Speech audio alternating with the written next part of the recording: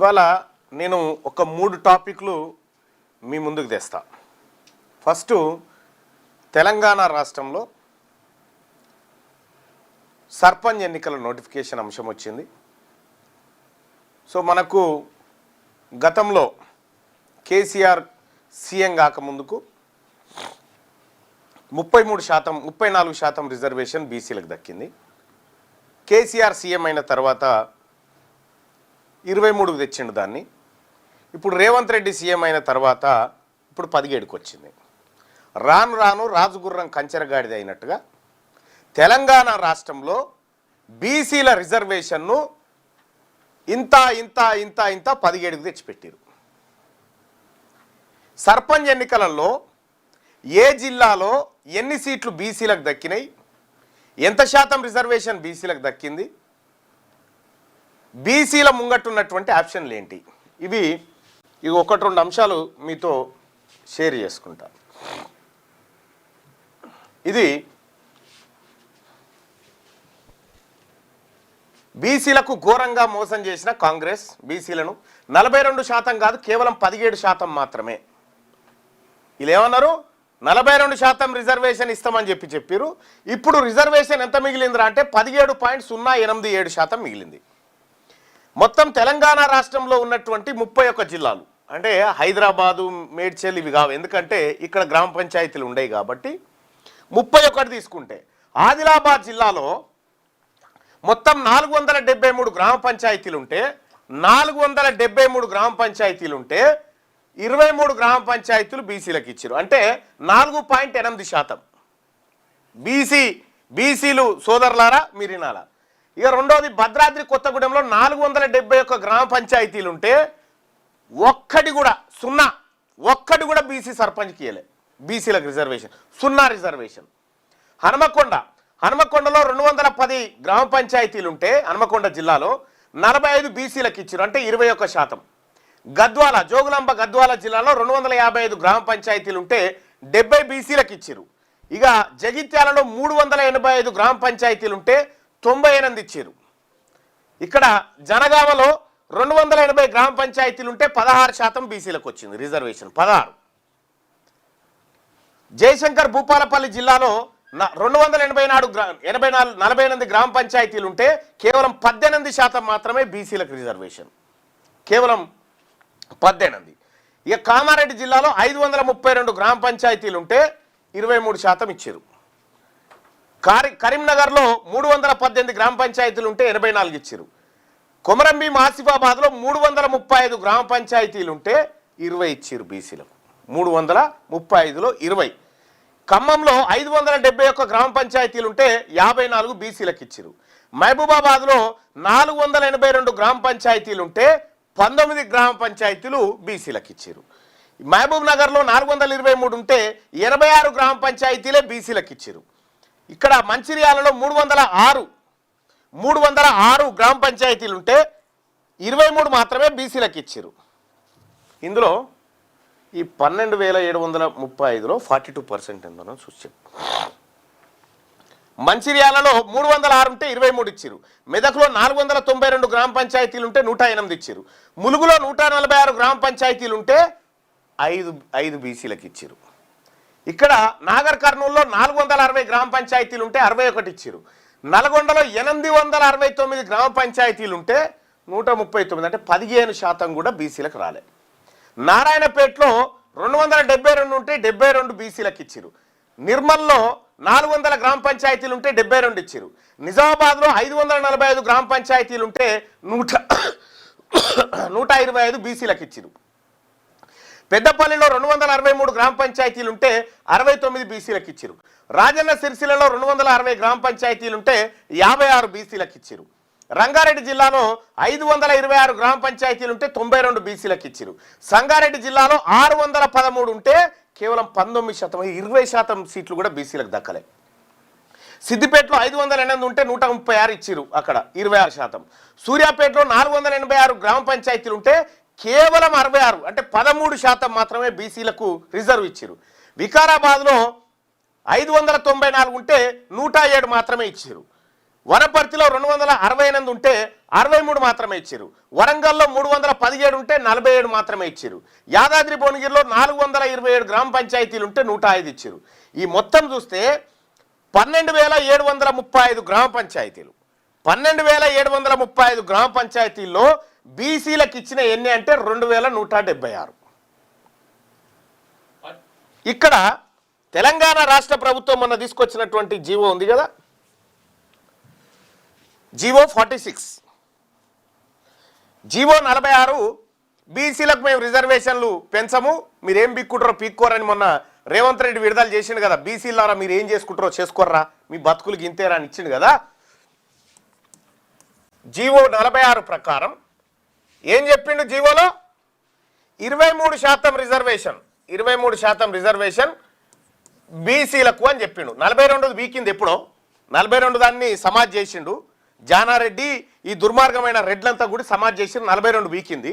23 ఇస్తామని జీవో తీసుకొచ్చిండు మొన్ననే. 23 ఇస్తామని జీవో తీసుకొచ్చి ఇచ్చింది ఎంత అంటే 17%, ఇందులో 6% బీకింది.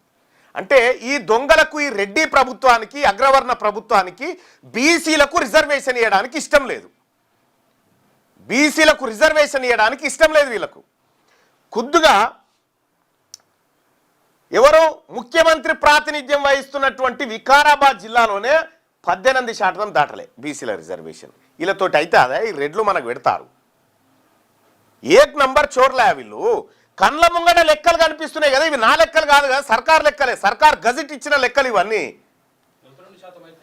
బీసీలకు ఎంత రావాలి వాస్తవానికి? 42% రిజర్వేషన్ ప్రకారం 5,348 సర్పంచులు బీసీలకు రావాలి. ఇప్పుడు 23% అన్నారు. 23% అంటే ఎంత వస్తుంది? పోనీ 12,735లో 23% అనుకుంటే ఎంత రావాలి? 2,929. ఈ 23% అయినా ఇంత రావాలి. 5,348, 42% రిజర్వేషన్ ప్రకారం రావాలి. దీన్ని జానారెడ్డి, రేవంత్ రెడ్డి, రెడ్లంతా కలిసి దీన్ని ఖతం చేసిరు. ఇప్పుడు తాజాగా జీవో నెంబర్ 46 ఇచ్చి 23% రిజర్వేషన్లు బీసీలకు ఇస్తామన్నారు. దీని ప్రకారం ఎంత రావాలి? 2,929 సర్పంచ్ సీట్లు బీసీలకు రావాలి. వచ్చినాయి ఎంత? 2,176 వచ్చినాయి. వచ్చినాయి ఎంత? 2,176. ఇది మైనస్ ఇది. ఎట్లా పోయినాయో చూడరు. ఇక దాదాపు 700 చిల్లర సర్పంచులు, 753 సర్పంచులు 2 రోజులలో ఖతం చేశారు. 2 రోజులలో. ఇవి బీసీలకు రావాల్సినవి. బీసీలకు రావాల్సిన సర్పంచులు ఇగో ఇప్పుడు ఎంత? 17% వచ్చేసింది. 34% ఉన్నటువంటి తెలంగాణ రాష్ట్రం వస్తే మన నియామకాలు మనకు వస్తాయి అనుకున్నాం కదా బీసీలారా. 34% నుంచి 17%కి వచ్చినాం. ఎవరి నియామకాలు ఎవరికి పోయినట్టు? ఇక ఇవి కాకుండా ఇందులో ఇవేమో మనకట బీసీలకు ఏది 2176. ఇప్పుడు అన్రిజర్వ్డ్ అంటే రెడ్లు వీళ్ళు పోటీ చేసేందుకు 5,000 సర్పంచులు తీసి పక్కకు పెట్టుకోరు. 5,000 ఎంతమంది ఉన్నారు వాళ్ళు? పిడికెడు మంది లేరు. 7% లేని వాళ్ళకేమో 5,000 స్థానాల్లో పోటీ చేయొచ్చు. ఈ బీసీల పరిస్థితి ఏమో ఇగో ఇది. అందుకోసమే బీసీ ప్రజలారా, ఈ దొంగ కాంగ్రెస్ పార్టీకి రేవంత్ రెడ్డి గారు, మీరు మీ మంత్రి మండలి, వీలైతే మీ రాహుల్ గాంధీ గారిని కూడా, మేము కామారెడ్డి డిక్లరేషన్ పేరుతో బీసీలను మోసం చేసినాము, బీసీలను నయవంచనకు గురి చేసినాము, బీసీలు మమ్మల్ని చెప్పులతో కొట్టండి అని ఒక పిలుపునియండి. లేదంటే అమరవీరుల స్తూపం కాడ ముక్కు నేలకు రాయిరి. బీసీల ఇండ్ల కాడికి ఓట్ల కోసం వస్తే పెండల చెప్పు అద్ది బీసీలారా ఇది చూపిరి, ఆ రెడ్డి నాయకులకి ఇది చూపిరి. ఎవడన్నా ఓట్ల కోసం వస్తే మన బిడ్డలకు రావాల్సిన ఉద్యోగాలు, మన బిడ్డలు కావాల్సిన సర్పంచులు, మన బిడ్డలకు దక్కాల్సిన నిధులు మొత్తం కొల్లగొట్టిన దొంగల ముఠ సర్పంచ్ ఎన్నికల పేరు మీద మళ్ళొస్తా ఉంది మన దగ్గరికి.